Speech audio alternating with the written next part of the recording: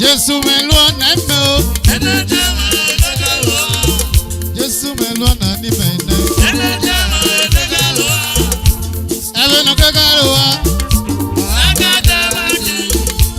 Akono kekaloa ne. Jesu melo na me.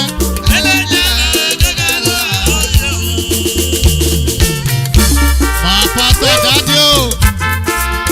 Agigboye. Daddy. Ogulu daddy.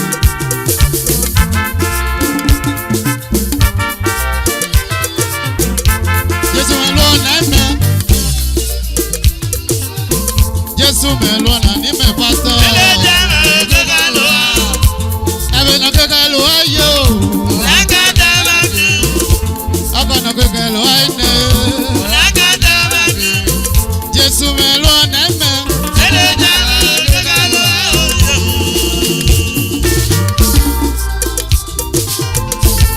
Jesu melo na me. Inde jame kekaloa. Jesu melo na ni me. Inde jame kekaloa. Ebe no kekaloa. Akadewaki. Akono kekaloa. Akadewaki. Jesu melo na me. Inde jame kekaloa. Baba o. Avosa. Water baba. Water daddy. Jesu melo na ni me. Inde jame kekaloa. Aloe megende jame kekaloa. Ave no kekaloa. Akadewaki. Akono kekaloa inde. Akadewaki. Jesu melo na me. Inde jame. Daddy o.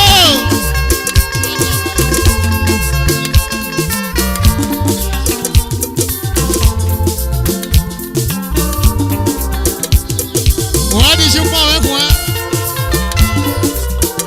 Sadodo oya zanafe. Wata baba ukika.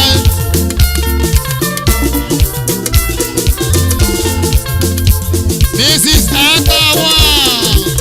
Obulo bulina. Hey! Jesu melo neme o. Pascal oye. Oh! Ave no kekaloa. Akono kekaloa ine. Jesu melo na me.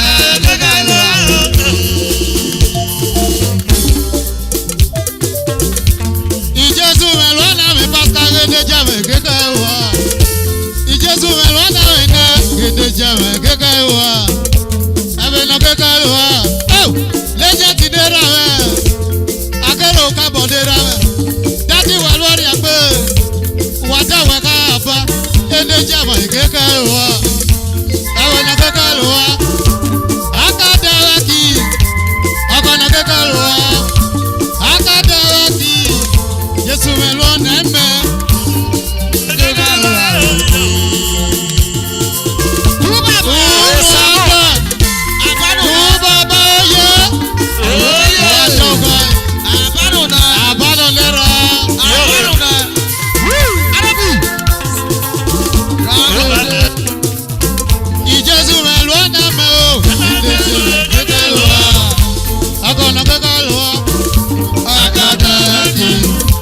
Akono kekaloa destiny.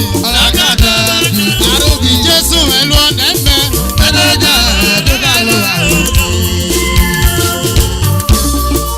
Tubaba Susanna. Atano yowera. Water.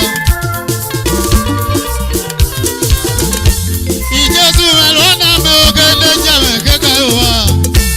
Eve no kekaloa. Akadewaki. Oh! Akadewaki Jesu melo na ni me. Inde jame kekaloa. Inde jame kekaloa. Inde jame kekaloa. Inde jame kekaloa. Ave no kekaloa. Akadewaki. Akono kekaloa oza. Dewaki. Jesu melo na me. Inde jame.